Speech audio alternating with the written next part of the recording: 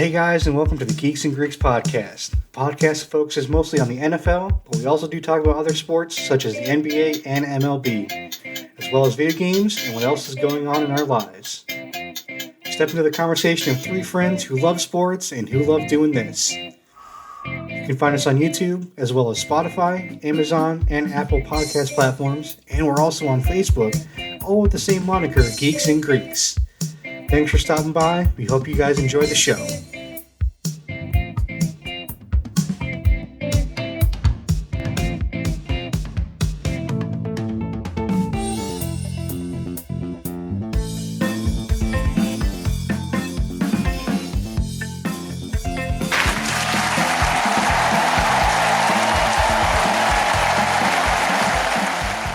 You gotta love it. The applause. The boys are back in town, and one of them's missing. All right, guys, welcome back to an episode of the Geeks and Greeks podcast. We love you, and we love doing this. I'm back as always, and we got Tom here with me. Pete is not feeling great today, so it will just be the two of us on the show, but you know what? Gotta continue and go on. It's all good. Pete should be back next week, though, and we'll all be back to full strength. Dude, this week was kind of crazy, honestly. Like, there were some really, some results you kind of expected. And there were some that's it just kind of felt like you didn't know what was going to happen this week. It was nuts. Yeah. And, if you just look at some of the game scores, they looked way closer to what they actually were. Like, the Rams-Seahawks game, I will say that was a fun game to watch, though I did go back and watch a good amount of the game with those highlights and parts of the game and everything, and that was a fun game. I enjoyed the Rams and Seahawks game this week. That was probably one of my favorites. Yeah, I caught the Colts game on Sunday night, and I was so optimistic that first half. And yeah, I was ragging on them that the only touchdown scored in the first half of the game was by the Colts defense. So. But then Minnesota figured things out, and that's all she wrote. Yeah, you know what? Whoever can make those adjustments at halftime really can swing a game. And we've seen it time and time again. Like, games will be really close going into halftime or even potentially lopsided, and then just things can completely change in the second half. I mean, the same thing kind of happened with these Seahawks and Rams. Going into halftime, Seahawks were up 13-3, and then by the fourth quarter, they're down 20-13. So, it was a big swing, and that's going to be something we'll probably talk about later as well in our immunity and elimination challenge once we get into that. But yeah. I enjoyed that game, and that was a fun game. I mean, I'll give credit, dude. The Baltimore Broncos game, Pete was right on the money. Baltimore came out swinging hard. Yeah. They destroyed the Broncos. Absolutely destroyed them. It was 41-10 was the final score. And, that's one of those where it's the final score is pretty reflective on how that game went. Well, that sounds like a good note to segue into QB Survivor. All right. I'll start off with Pete. That way we have the least amount of conflict. And Pete chooses for his immunity to be Matt Stafford. No explanation given. So, in kind of digging in, Stafford had 298 yards and 53% completion percentage, 2 touchdowns, 1 interception, and a 64.3 QBR. He had a pretty good game. I will say, in watching this, Puka Nacua got ejected in the first quarter of this game. So, he was out as of before the second quarter even started. He got it basically into a fist fight with one of the Seattle defensive backs and threw a punch, and that's what ended up getting him disqualified from the game and sent to the locker room early. Yeah, you can't throw hands. Yeah, I've never, honestly, I've never understood the point of getting into a fist fight in a football game when the dude's wearing a helmet. Like that Yeah. helmet's not gonna break. Your fist is. Like unless you rip off his helmet first, there's no point in it. None. Which is truly brilliant because what's that going to get you except a broken hand, and what is that going to do for the rest of your career? Right, especially if you're a receiver, you kind of need the hand is like one of your main tools. All right, Adam, who are you giving immunity to? So, ironically enough, he picks Matt Stafford. I'm picking Geno Smith. You suck. And so, by the numbers and the stats, it looks like Geno Smith had just a terrible game, and he kind of did. So, he had 363 yards and a 62% completion rating, 3 touchdowns, 3 picks, and only a 20.7 QBR. I kind of want to disagree with this QBR because he didn't get sacked once. He had 0 sacks on the game. He had some hurries, yes. I also think the 3 interceptions is also a misnomer. One of those, it hit the receiver's hands and bounced out, and then the defense caught it. So the receiver dropped the pass because like I said, I actually went back and watched most of the highlights from this game and other parts of it, and it did. He hit him like right here in the hands, and it bounced out, and they caught it on the deflection like that. So I can't credit him for I can't give him the down points for that because that wasn't his fault. He threw a good pass. The receiver just didn't catch the ball. I will say his second interception, 100% was on him. It was a terrible pass. Never should have been thrown. He was trying to hit Jackson Smith and Jigba in the back of the end zone on a cross toward the back pylon. But he was kind of being dragged down, so he didn't have the power to put into it and underthrew him and threw it into just terrible coverage. Like he should have taken the sack or it 100% was on him. The third one is almost kind of one of those 50-50 balls where it was kind of his fault, but also the defense played a big part in it. And what it was he was trying to do a kind of like a tight end screen where his tight end lined up on the weak side and was coming across after he hiked the ball and was coming across the line behind him. And the 49ers, not 49ers, the Rams kind of disrupted that pass route. So he was late getting to his screen spot, and Geno kind of threw it anyway.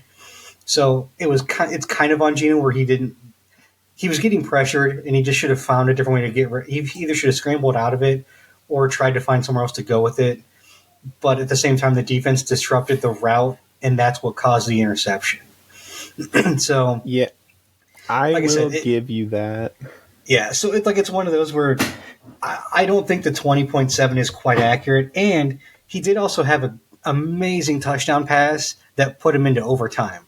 Like they had the route tree set up where the tight end or a slot receiver was coming across on the kind of like on an up and an out. There was like a little 5-yard up and out which drew the safety down, and then they had Smith and Jigba going on a flag route out towards the pylon, and because the out route drew the safety down just enough, it gave him just enough time to throw it in there, and he threw it with like a 3-yard window between 2 defensive backs and hit Smith right in the hands, and like perfect pass. Like it was a great pass and a great catch, and so it's like he's also the reason they went at least into overtime. So that's why I'm like, you know what, I wanted to go back and see it, and he made. Like I said, I think he made really 1.5 bad mistakes with that. The one interception was totally on him. The other interception, the last one of the game, like I said, was kind of on him, but also the defense disrupted the route at the same time. So it's kind of on both. So I'm going to save Geno Smith this week. And so I also want to say real quick before we go on, because I don't think we're going to ever talk about him because he won't come up for elimination at all. I know this. I just want to give credit to Jaden Daniels this week. Did you look at his stats for the week? Yeah. So he was 15 for 22, 209, and 2 touchdowns. 2 touchdowns, no interceptions. His QBR for the week was a 96. Insane for a rookie. Like again, this is another one where I went back and watched some of the highlights, and he had such an amazing game. This kid is so good. Like that team has rallied around a rookie quarterback, in a way I don't think I've ever seen any rookie come in that's had that kind of a presence on the field. Like they're 7-2. This team is really, really good all of a sudden out of nowhere. Like they went from being one of the worst teams in the league last year. Obviously, they had the number 2 pick. Like they were like literally one of like the second to worst team in the league, and right now they're the number 2 team in the NFC. They would have the second seed in the playoffs right now if we went in this week, only behind Detroit. Like that's amazing turnaround for 1 year. 1 year turnaround, and I'm not saying it's all because of Jaden Daniels because it's not all because of one player. But if you get a quarterback that's confident and you get a good coaching staff, this is what can happen. I got to give Washington props, man. This is amazing to watch, and I love watching Jaden Daniels on a week-to-week basis. I can't wait to do it more. Well, now I feel kind of silly because you guys took my other 2 picks, so the only one I have left is Jaden Daniels. Oh, wow, my bad. I didn't think you'd pick him because he had such a good week. He had a good week, but compared to everyone else, it was the 209 yards that killed him compared to everyone else. That is true. His yards haven't been, off the charts this year, but you know what? If you're winning, it doesn't have to be. No, he knows what he can do. He knows where his bubble is, and if he can hit his targets, you have at it, man. Now, that being said, you gotta be able to go outside that when you have to. Yeah, you do need to have some ability to kind of make plays on the fly if you have to, but I don't think you should have to rely on that to be your bread and butter, a la Aaron Rodgers, which is basically how the dude operated for 15 seasons. Like, that's honestly, to me, the biggest reason why I've never been a huge Aaron Rodgers fan is because the dude can't really run an offense. He can kind of scramble around and buy some time until he just chucks the ball downfield. It's kind of like Russell Wilson, honestly. Like, as an actual pocket quarterback, nothing special on either one of them. But there was a sportscaster on ESPN that says Aaron Rodgers is the king of improvise. Yeah, that pretty much. I mean, I'll give him that. That's pretty much 100% right. Like, king of improvise, and then if he's the king, Russell Wilson's the prince. Because that's how Russell Wilson operated for years too. All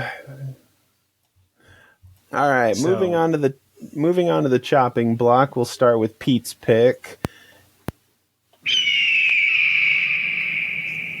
And we already eliminated him. Pete says if he hasn't been given immunity, his choice for the chopping block is Trevor Lawrence. Okay. He was on my short list. Yeah. So Trevor Lawrence put up 169 yards with 51% completion percentage, no touchdowns, 2 interceptions, and 32.5 QBR. Now, I will say I did not watch the highlights of this, so the 2 interceptions he threw, I mean, they could be something where he put it where it needed to be, but the receiver just didn't come down with it, and it got picked off. Or, like I said with Geno Smith, the defense could have just disrupted it enough to cause an interception. So it could be something like that. It's very possible because I didn't see this game, but this team is 2-7 now. Yeah. At some point, if you're the quarterback, it's going to come back to you. You're the player on the team. Everyone knows the quarterback. The quarterback's the most important position. If they're not performing, you're not delivering. I'm frankly amazed that he's made it this far. How did the 2-7 quarterback make it to week 10? Because on a week-to-week basis, he's actually had pretty good numbers. That's the insane part. Like, he's been putting up like 300 yards on a 65% completion and like a couple touchdowns to maybe 1 or no interceptions. Like, this is really one of the first weeks where he had a bad week himself. Mm-hmm. And somehow, even with those numbers, they're still not winning. I mean, part of it is probably going to be your defense, but at the same time, like I said, you got to deliver for the quarterback. That's your job. All right, Adam, who are you putting on the chopping block? So this pains me to put this guy on the chopping block because he's probably one of my favorites in the NFL right now, but I got to put CJ Stroud on here, man. He Yep. had a terrible week. Just terrible. He's had a couple bad weeks this year, and it's one of those where it's hard to really ignore anymore, and kind of you can't even make excuses at this point. Like 191 yards on 36.7% completion percentage. No Worst touchdowns, in the no picks. league That's this week. nice, but 27.8 QBR, and he was sacked 8 times. 8. Ugh. Like it was a bad week, and unfortunately, I think this might be one where his come up, which sucks because I think they're 6-3 right now. The Houston Texans are. I think that they're 6-3 at this point. Mm-hmm. But I mean, you have a bad week. You have a bad week. It's just kind of what it is. I mean, Pat Mahomes was up for elimination a couple weeks ago because he had a bad week. It can happen to anybody. Yes, Texans are 6-3. Yeah. I mean, I still think right. they're going to easily win the division because there's nobody really there to challenge them. Yeah, Colts are the only one, and they're not Like, gonna make it that way. This kind of feels like 2004 Colts, where like the Colts won the division and there was just nobody else. Second place was dead last. Mm-hmm. Like you can kind of chalk up 6 wins for the division because the division was just terrible for so long. And that comes to me. I am blown away that you guys we have hit every person on my list except for this last one. And sorry, Jordan Love, but 59% completion rating with an interception. It's not awful, but it's also the reason you were the last person on my list. Ironically enough, we've also now talked about all 6 guys on my lists too. My entire list has also been talked about. Yep. I'm like, it's got to be Jordan Love. There's really nobody else left. Everybody else had weeks that weren't worth eliminating for. Yeah. I mean, Herbert's getting close. The Chargers are kind of on that tilting block where even though he keeps having decent weeks, the team just isn't producing. It is going to kill me when I have to put someone on the chopping block that had like a 79% completion rating and 3 touchdowns. It's going to happen. It's going to come over. You got to you're nitpicking hairs to a point. Like it's going to come down to that eventually. And the way it's going, I don't see Pat Mahomes winning this season. I really don't. At least not the QB survivor. Oh, man. I mean, it's one of those things where on a week-to-week basis, he's been doing okay, but he hasn't been he's passable. He hasn't been the greatest quarterback this season. He's kind of it feels like he's almost middle of the pack. Yeah, he's doing this weird, almost like a Peyton Manning thing, where he's doing just enough to win the game, but it's like skin of his teeth, just barely win the game. I wonder if this is I mean, I don't think it is because I don't think you can plan this, but part of me wonders if this is almost like one of those things where he's proving to the team that the offense sucks because there's no receivers whatsoever. He's got jack for receivers, but he's good enough to himself that they need him and he can still get them wins on his own, but he also needs help because the rest of the offense is so bad. I just got this image of Mahomes putting painting glue on someone's jersey and say, "Run out there, I'll do the rest." Basically, I mean, their best receiver this year is a rookie. Yeah. Outside of Calvin Johnson, that shouldn't happen. All right, so Pete has his vote being for CJ Stroud if someone has chosen him. There we go. I'm gonna cast my vote for Trevor Lawrence. Oh no, that means it's up to me? Yep. Crap. You got the deciding vote, Tom. They both have awful numbers. Well, I gotta go with how I ranked these guys originally, and I had Trevor Lawrence being the bottom of the barrel. With the 2 interceptions and 51% to me was worse than the 36% passer rating. The sad part is he had 36% completion rating and still had more yards. Yeah. So, and they almost had the same number of attempts. It's 30 and 31. Yeah. Just more yards per attempt. So, I have to cast for Trevor Lawrence. Wow, Trevor, man, TJ escaped by the skin of his teeth. Yeah. Absolutely. He was my number 3.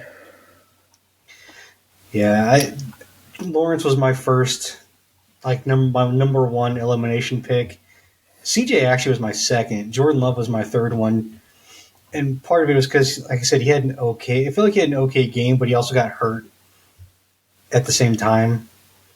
See, so he didn't finish the game. I don't know why, but in my head, the Dolphins game was...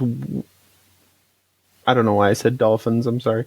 The Seattle game was way worse in my head than apparently it really was. Because I had Geno Smith with big exclamation marks, like, yep, this guy's going down. Yeah, like I said, it's one of those where looking at the box score and the stats, it's funny because the stats say 2 different things. Like the 363 yards, that's a good game for yardage. 62% completion, I think that's about average for the NFL. Like 60 to 65 is about average in there, so it's not terrible. The 3 touchdowns and 3 interceptions, not great. No, not very good. And the 20 QBR is terrible.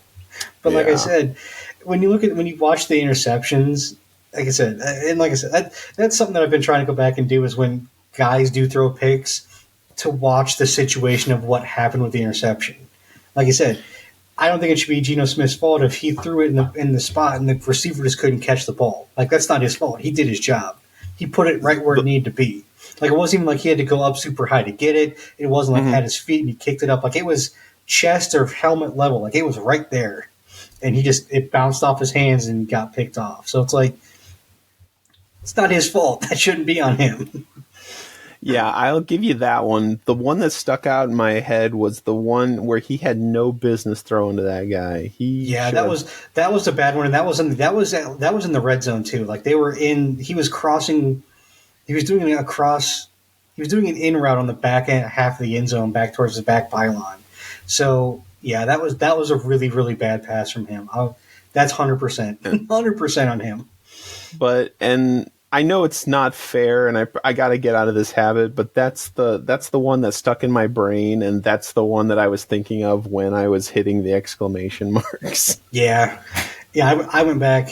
Yeah, I think it was yesterday or last night, going back and watching highlights and things like that when I was putting all this stuff together.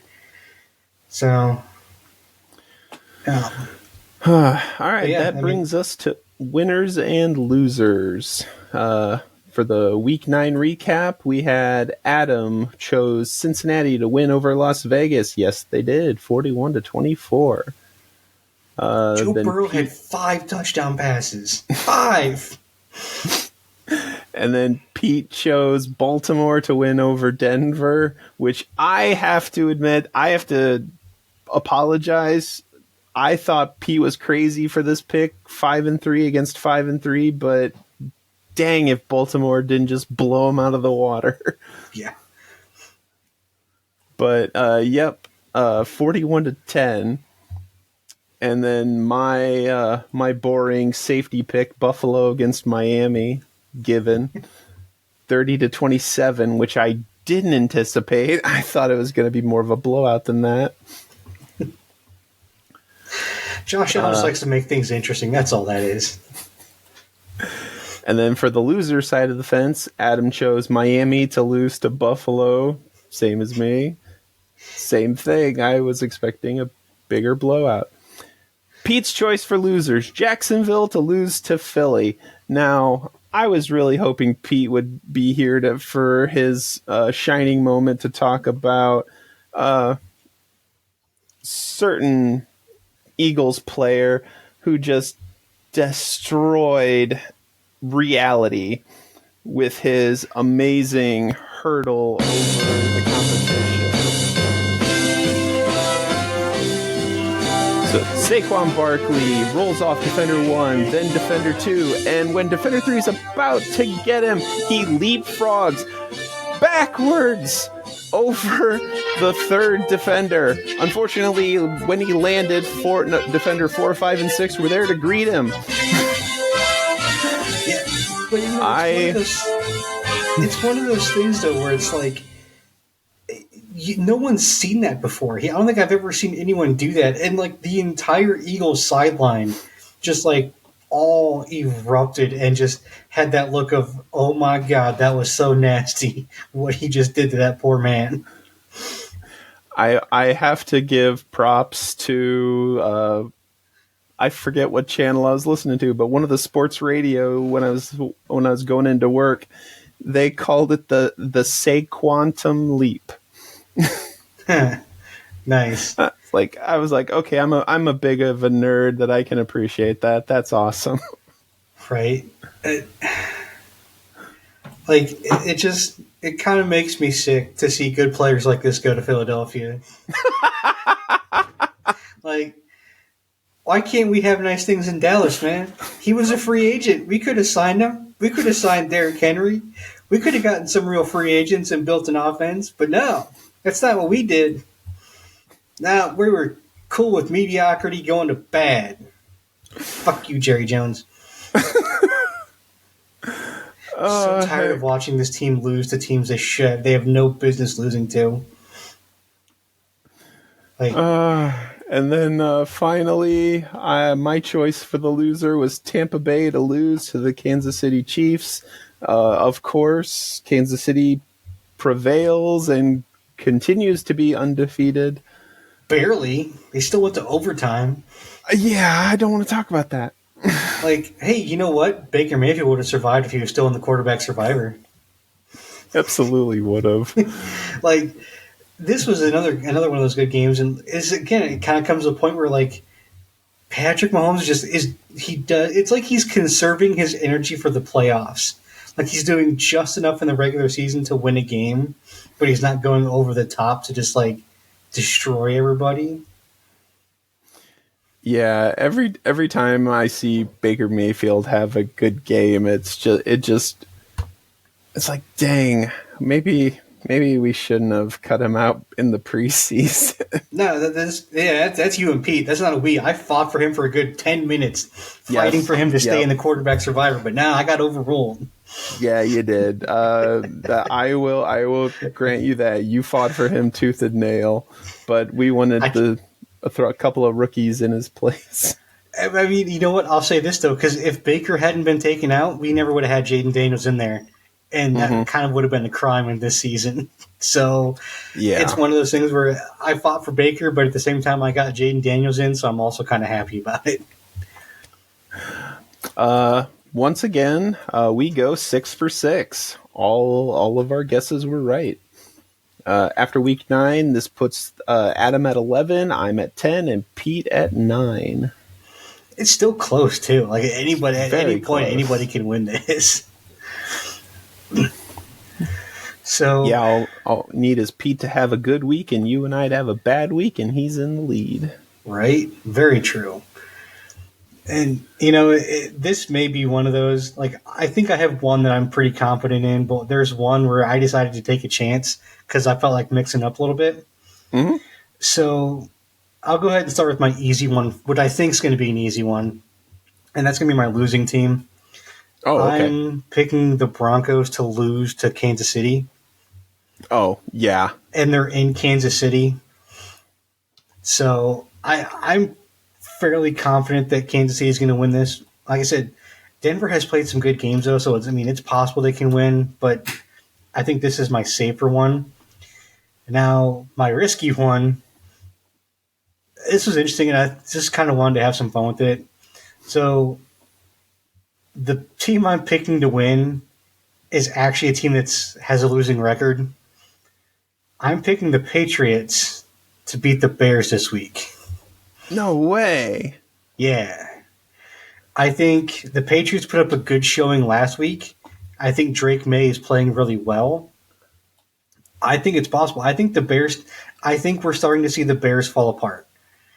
Watching them lose 29-9 to the Cardinals, who was not a very good team, and seeing Caleb Williams' teammates give up on him mid-play in that game, it speaks a lot. I think this team is already falling apart. I think this team is out on their quarterback and can't stand him. And I think we're going to see the implosion of Chicago start here this week. And then I think they're going to lose the Patriots. Well, this seems like a really opportune time to. This seems like a really opportune time to say my my winner for this week. I got the Chicago Bears winning over New England.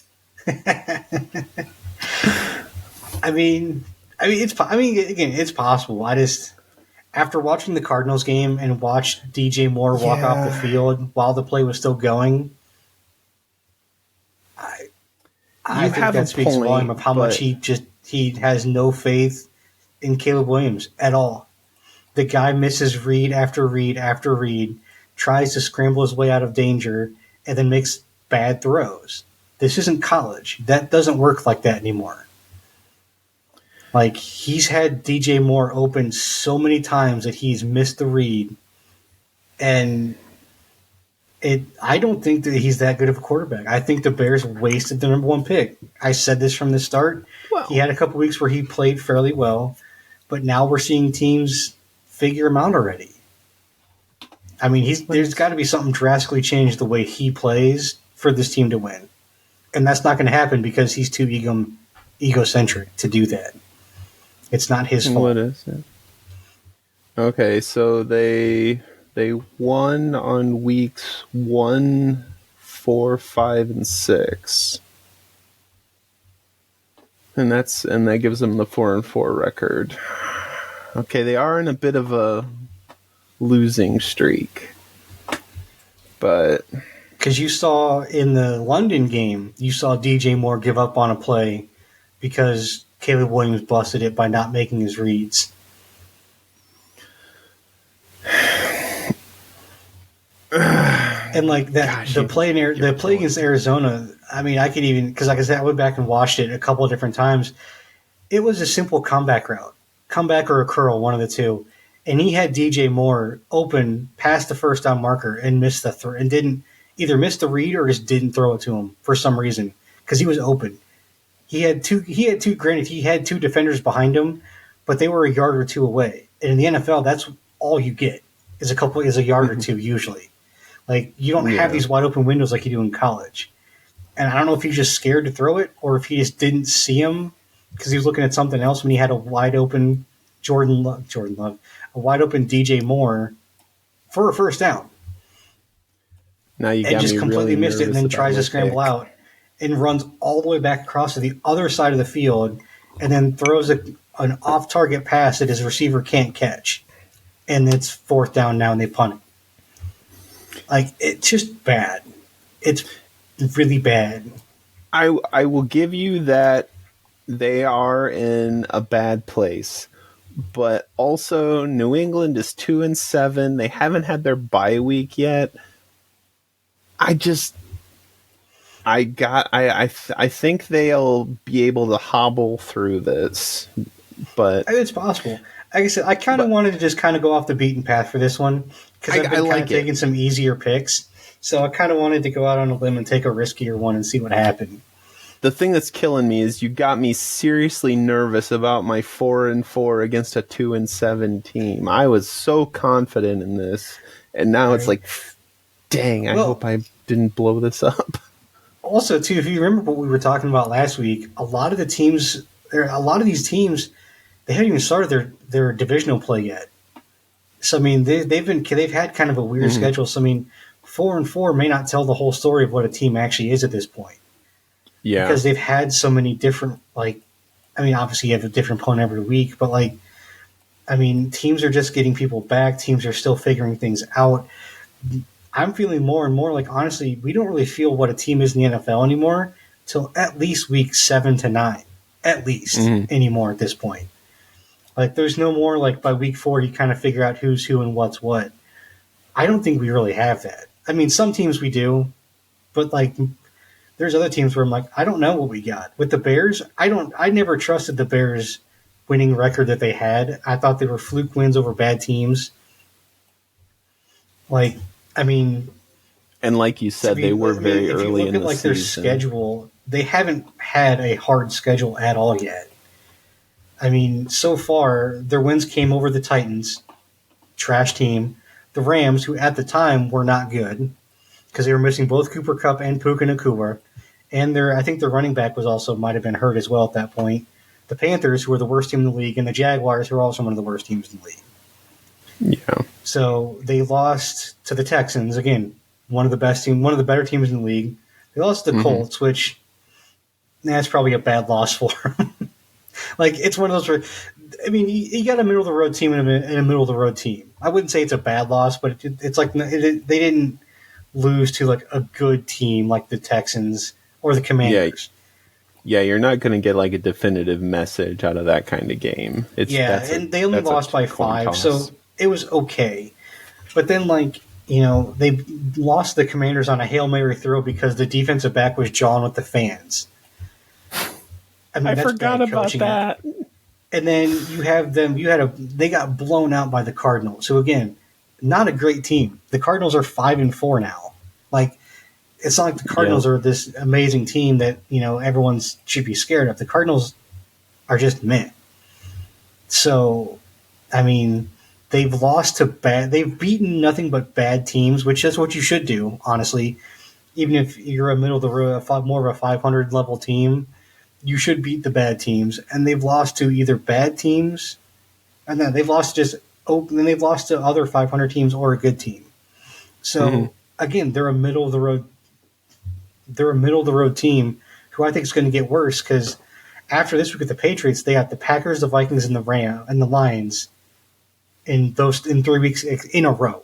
So they're at home for the Patriots. They play at home versus the Packers and Vikings, and then they go to the Lions, to San Francisco, and to Minnesota, and then back to Detroit, and then against Detroit at home. Screwed. Like, they're going to run the gauntlet the next 7 weeks, and this is where we're going to see what the Bears are really made of once they play their division.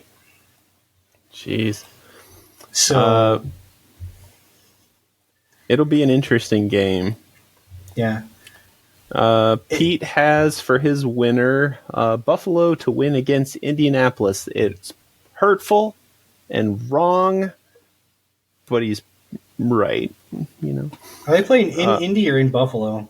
In Indy, I think. Yeah, they're in Indy. Ooh, that'd be a fun game to go to. Hey, you know what? Joe Flacco pulls out miracles, man. You might get a Joe Flacco game out of this. Yeah, but he's running out of miracles. You got to be careful how often you rub that lamp. All right. And then Pete, for his losers, chose the Chargers to lose to Tennessee. Really? Now, yeah, I thought the same thing. I even clarified with him. Like, did you mean to type that? Chargers 5-3, doing pretty decent, and Pete thinks they're going to lose to the 2-6 Tennessee Titans. I'm wondering at home if too in LA. Yeah. I'm wondering if he didn't get confused and think that it was the Houston Texans against the Chargers. I mean, maybe, but that's what he put, and you confirmed it, so that's what he's gonna go with. Yeah. So I mean, yeah, the Chargers aren't bad. They're 5-3. They're second in the division, really only because Kansas City exists. I mean, in most other divisions, they'd be winning the division this year. See, now the funny thing is, he makes this prediction, and then if it comes true, then we look like idiots. Yeah, right. That's possible. I mean, well, it's going to be one of those things where I'm like, and even it's even one of those things where when in picking the Patriots to beat the Bears, like, if the Patriots lose, guess what? They're a 2-7 team. I took a flyer. It doesn't look bad at all. If I pick them to win and they lose, it's not a big deal. I think there's only really one pick we've had that looked bad because the team lost, and that was when you picked San Francisco to beat Arizona, and Arizona beat them. But again, I don't consider that your fault. San Francisco should have been able to easily beat Arizona, and they just didn't. Yeah, they didn't even try. Well, I think they tried, but yeah. I mean, anyways. yeah. So yeah, I mean, the Bears are falling off now because now they're solidly in fourth place in their division at 4-4. Detroit's 7-1. The Vikings are 6-2, and Green Bay 6-3 because they haven't had a bye yet, which their bye is this week. So I mean, you've got some good teams. The NFC West is still just completely wide open. Cardinals are 5-4. The Rams and 49ers are both 4-4, and the Seahawks are 4-5. Like, that division is completely wide open. Anybody can take that division right now. And then for my loser for next week, I am torn between two. And I even had both of them on my sheet, and I still haven't decided. But I'm going to commit and say New Orleans is going to lose to Atlanta. God, I hope so. What was the other one? Panthers? No, you already picked the Panthers to lose. No, Jacksonville, Minnesota. Oh. Yeah. I have more faith in the Saints losing. That's kind of where I'm at. Yeah. It's one of those things where, like, I know Minnesota's playing well and they're doing well. It's still hard for me to trust Sam Darnold to win me a game. To be a winning quarterback. Like, I have him as my quarterback in fantasy this year, and the only reason that I've kept him, actually I'm getting ready to drop him, but like I've kept him mostly because he's got Justin Jefferson, and I trust Justin Jefferson to make more plays than Sam Darnold. Oh man. But New Orleans will lose to Atlanta Falcons. That is my pick. All right, that moves us on to the news section, where Coach Dennis Allen was fired by the Saints mid-season, making after the Saints lost to the Carolina Panthers, making 7 straight losses in a row. The Saints fired Coach Dennis Allen. Saints have only won against the Panthers in week 1 and the Cowboys in week 2. Then week 3 Eagles blew them out of the sky, and they've been in a tailspin ever since. For those of you paying attention, this is the second time that Dennis Allen has been fired mid-season while Derek Carr is the quarterback of the team. I think there's a problem here. Well, it's funny because the first time he got fired in Oakland in his 4 games into the third year, he was 26-53 as a record for the head coach. Don't give me legitimate reasons for this. It's all Derek Carr. It's Derek Carr's fault. I mean, Derek Carr does get his receivers injured. I mean, we've seen what he's done with Chris Olave this year twice, throwing hospital balls over the middle. Hospital balls. Oh, I forgot about that. I was going to say, please tell me you've heard of the hospital ball. Yeah, I have. It's been a hot minute. Yeah, because they don't do it anymore because dudes can't hit them anymore like they used to. So for those of you that don't know what we're talking about, which would be anyone probably under the age of 20, the hospital ball was what they used to call balls that quarterbacks would throw over the middle of the field that would get your receiver just laid out. Because back when football was football, there were dudes on the team whose job was nothing else other than just to destroy whoever came over the middle. That was their only job on the field, and they were good at it. They were really good at it. There was no helpless receiver penalty. There was no nothing. If your receiver was in the air, he was a target, plain and simple. It's you went over the middle, you got laid out. Now, whether you came down with it or not was up to you. Whether or not you came down conscious was something up to the defense. and the refs didn't call it. There was no flags. It was just a hit in football. We saw it time and time again. It's honestly one of the things that brought you in to watch a football game is dudes getting destroyed over the middle. And that's also what made those – and those guys were also a specialty as a receiver. There were some receivers like that their sole job was to cross in the middle and get those catches and hold on to them. And they did. They had short careers, but they did. That's why the average career was 3 years. It still is. But like guys like Isaac Bruce, Marvin Harrison, Wayne Corbett, you had guys. Keyshawn Johnson was one of those guys. They weren't fast. They were not going to beat you in a foot race at all. But they were going to hold on to the ball. No matter where you put it on the field, they were going to hold on to the football. Whether it's on a in route over the middle, whether it's, on an out route where you're just going up to get it, they'll jump for it and they'll come down with it. Whether it's on maybe a fly route, if you get like a man-to-man coverage and you can get them a quick beat. But that's what they did. They held onto the football and caught it. That's all they were there for. Whether or not you had John Lynch coming down at you and trying to knock you out, Steve Atwater, Roy Williams, who is the person that we can thank for the horse collar penalty because that's what his specialty was, the horse collar tackle. Like, you had guys who did nothing but just lay people out all the time. Ed Reed, Brian Dawkins. These guys are all Hall of Famers too, by the way. They made a Hall of Fame career out of knocking dudes out. Well, that's an amazing segue into our final section, the trivia aspect. In a game I call First Try. You know what? I have a list of Hall of Famers. I got one for you real quick, Tom. Oh, okay. I actually have it's one. So I kind of wish Pete was here too, but this will do.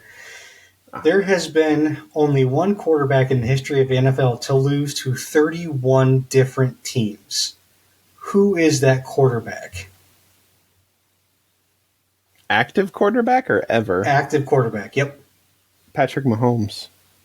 He has not lost to 31 different teams. Oh, lost to 31 different teams. Lost. I thought you said... Yeah. Oh, jeez. No one ever looks at that.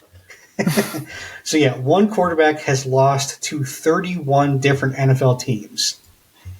Okay, so it's got to be someone who's never played for another team. I don't know. That's a good one.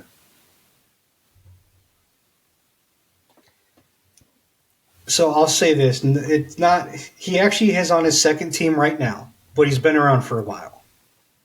Okay.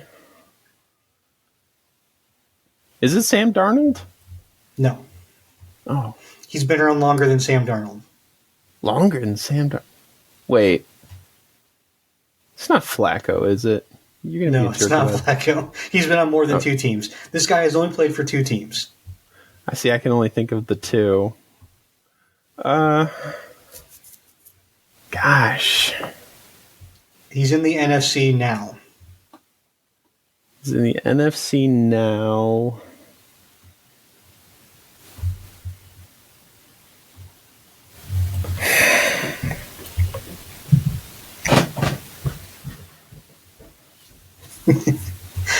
It's one of those things where you don't really think about who's lost to what teams before until you see some of the stats and you're just like, oh, wow, that's bad. That's really bad.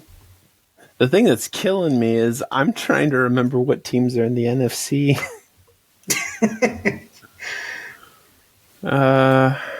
No, he's... So we actually were just talking about him not too long ago. Oh, shit. Okay. His coach got fired this week. Is it Derek Carr? Yep, Derek Carr. Oh, jeez. Derek Carr has lost to 31 different NFL teams. Nobody has lost to all 32. He has lost to the most different teams of anybody in the history of the league.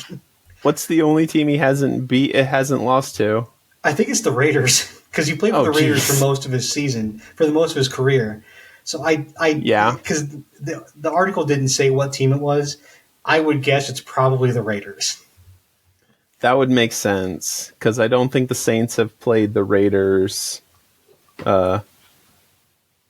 since he's joined. Yeah, I don't think they have either. So, I mean, if they did, it'd be a toss-up who's going to win that game, though. My God. All right, so for this trivia section, it's a game called First Try. I have a list of Hall of Famers, but my question to you is, was this player a first ballot Hall of Famer, or did he get in after the first ballot? Okay. Now, normally this is a you versus Pete kind of thing, but since you're flying solo, I'm going to use California public school rules and grade you accordingly. So I win. All right, first one. Troy Polamalu. First ballot Hall of Famer or not? I didn't know he was in the Hall of Fame yet. I'm going to go with yes. Yep, he was just 2020 and right in. DeMarcus Ware. No, he was not a first ballot Hall of Famer. Correct, 22 and 23. Tony Gonzalez. Yes. First ballot. Correct, just 19. Ray Lewis. Yes. Correct, 18. Dick Vermeil. As a coach or a player? I'm not gonna... No, he was not a first ballot Hall of Famer either way, I don't think. No, he wasn't. He's 2020 and 2022, which I thought was weird that he had kind of a split like that. Well, yeah, I mean, I know he played, but his playing career was garbage. Honestly, I didn't check. I just saw that he was on the Hall of Fame list. He was a Hall of Fame he was a coach, yeah. Randy Moss. I mean, I would assume that he's a first ballot Hall of Famer. Yes, just 2018. All right. Brian Urlacher. Ooh. So, I'm going to go with I think he was a first ballot Hall of Famer. That dude was a wrecking machine when he played. I bet he made the first ballot. Just 2018. Brett Favre. Yeah, he's probably a first ballot Hall of Famer. Yep, just 2016. Terrell Owens. Ooh, that's a tough one because T.O. is one of those guys where his stats easily put him as a first ballot Hall of Famer. But the judges are crybabies, and if they don't like you, then they don't put you in the Hall of Fame right away. So his attitude and what he did probably made him enemies on the ballot voting, so he could possibly not be a first ballot Hall of Famer. You know what? I'm going to say that he was a first ballot Hall of Famer. No, he was on 3. Damn. Kurt Warner.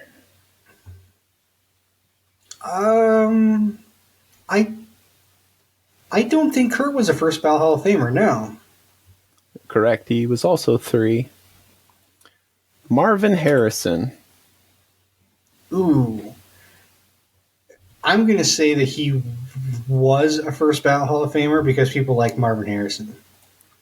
No, he was also on 3. Oh, wow. Okay. 2014 to 2016. Junior Seau. He was not a first ballot Hall of Famer. He, in fact, was. 2015. Yeah. Damn. Michael Strahan.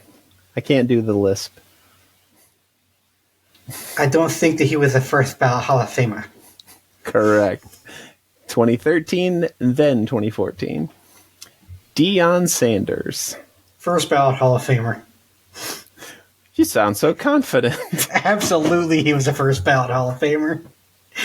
Yeah, 2011 straight in. Jerry Rice. First ballot Hall of Famer. There's not even a doubt. 2010. All right. Troy Aikman. He was not a first ballot Hall of Famer. No. He, in fact, was. 2006. Wow, really? It's one of those things. As much as a Cowboys fan as I was in the '90s. I mean, the '90s, I loved Troy Aikman. I loved the whole team. Mm-hmm. Going back looking, it's only because he won the Super Bowls. Like stats wise, he was nothing special when it came to his stats. Honestly, I think he's one of the lowest I think he has one of the lowest total yardage for any quarterback in the NFL. That's more in the modern time frame. Yeah, but also with being on the Cowboys, that might have been pretty. Like I said, well, it's the four Super Bowls in a decade. Yeah, that's what got him in the Hall of Fame. And to be honest, that's the only thing that's going to if or when he gets in, that's all that's going to get Eli in the Hall of Fame too. It's not because he was a good quarterback. It was because he won the 2 Super Bowls and beat Brady both times. It's the only reason he's going to make the Hall of Fame. And if I'm honest, I'm okay with that. I know you are, hater. Howie Long. Not just as a commentator. Yeah. Well, if it's commentator, then he's absolutely a first ballot Hall of Famer. But for being an offensive tackle, I think he was not a first ballot Hall of Famer. Correct. He was on 2. Dan Marino. I bet Dan was a first ballot Hall of Famer. 2005. John Elway. He was also a first ballot Hall of Famer, yeah. 2004. He should be enshrined in the Colts Ring of Fame, too. The Colts? You mean the Broncos? Hey, did you know that story? Oh. I mean, the Colts drafted him, right? And he refused to play for Baltimore, so they had to trade him. Yeah, him and Eli Manning are the only 2 players to get drafted and say, fuck off. I mean, Elway I get. I don't get Eli because he wasn't even that great coming out of college. No, I mean, it's not like he won a national title or a Heisman Trophy or anything. But he was a Manning. He had the pedigree. Did he, though? Peyton hadn't really done much by that point. No, he absolutely And Archie, again, I mean, Archie's a Hall of Famer. Is he? I don't even know if Archie's a Hall of Famer, so there was no Manning pedigree at that point. He might be in the Hall of Fame, but he was not like a first ballot Hall of Famer or like a MVP or nothing like that. He is not in the Hall of Fame, but he is in the New Orleans Saints Hall of Fame. I mean, that makes sense. They got nothing else to put up there. I mean, to be fair, that came out bad poorly. They haven't had a lot of, but the Saints have not had a lot of good players to put into a Hall of Fame. Yeah. So the quantity of players that were that good to do that is very, very low. It's basically Archie Manning, Willie Roaf, and Drew Brees. That's about it. All right. Ronnie Lott. Was Ronnie Lott a first ballot Hall of Famer? I think he was also, again, I mean, he was a good safety, but I think it's also because he was on the 49ers in the 80s in the Dynasty. So I'm going to go with yes, he was a first ballot Hall of Famer. It's a first ballot by association. Kind of, yeah. You're absolutely right. 2000 got right in. Mike Ditka. I do not think he was a first ballot Hall of Famer, no. You are absolutely right. Now, this is weird. He was on 81 and failed, and 88 got in. There was a 7-year span in between his 2 ballots. Well, I know he was coaching the Bears between 82 and 88. He was coaching the Bears because he was their coach in 85 when they won the Super Bowl. The only time they won the Super Bowl, he was the coach. So he must have been on the ballot, didn't make it, went back to coaching, and then retired, and then that's when he made the second time. That would make sense. Joe Montana. First ballot. You sure? You yes. Can't talk you out of that one? It's Joe Montana. Like, again, when it comes to actual passing yards and everything else, he's middle of the road, but he won. He was the quarterback of the Niners of the 80s. All right. Yes. 2000. Lawrence Taylor. He's also one of those guys where I would think he was a first ballot Hall of Famer, I could see because there were some people that didn't like him that he wouldn't be, but I think that he was a first ballot Hall of Famer. A lot of people didn't like him, but that did not stop him from becoming a first ballot Hall of Famer. I mean, makes sense. I mean, what other defensive player do we watch where their main career highlight is breaking a man's leg? I still love that. And people don't get mad at him about it. They're just like, look at the intensity and ferocity that he played with. And like the man snapped another man's leg in half. Now, not on purpose. I was gonna say, I was just getting ready to say. Now, you could tell when you watched the video that he was upset when it happened, because as soon as it happened, he immediately jumped up and like signaled to the Redskins and then like to get the medical staff on the field, because he saw what happened and he realized it. But like I said, I'm not saying he did it on purpose, but just that's what he's known for, man. He's known for ending Theismann's career. I still remember the first time I stuck my foot in my mouth about that one, when there was a guy who took Tom Brady out in the early 2000s, or I guess it would be the late 2000s, but it was like one of the early games of the season, and he just took Tom Brady out for the entire season, and he thought that he was going to get like death threats. And I made the offhand comment that nobody is going to care about you tomorrow. Nobody remembers who took Joe Theismann out. And then all of a sudden everyone goes, Lawrence Taylor. I was like, oh, well, all right then. Yeah. Yeah, I remember that year. That was like 2008, I think it was, or 2007. Yeah. It was one of the latter years of the 2000s. Yeah, because that year I had Tom Brady, and that was week 1, play like 7. And the play, if I remember correctly, the play was the defender came through and like he was going for him, but I think he like either fell or got tripped or something, and his helmet hit his knee and tore his ACL basically and busted his knee, and he was done for the season.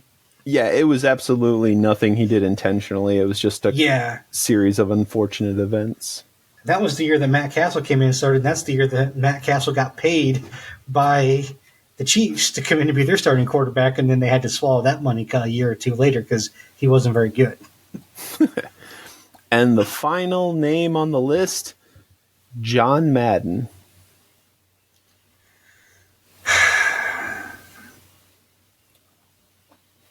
So I think John Madden is a first ballot Hall of Famer. But at the same time, you got to kind of put yourself back into that time frame, because he retired, I think, in either like the late 60s or early 70s, something like that. Maybe it was the 80s. I don't remember. And he was known as a really, really good head coach. Like now we see him as a legendary head coach and a legendary person in the NFL. Obviously, at that point, they didn't see him as a legendary person in the NFL. Mm-hmm. But I do think that he was probably a first ballot Hall of Famer. He actually was not, and it's for a shenanigans reason. His first ballot was 1985, and he didn't get on that one. But in 2006, he got it on a second time, and they voted unanimously for him. Huh. Weird. But according to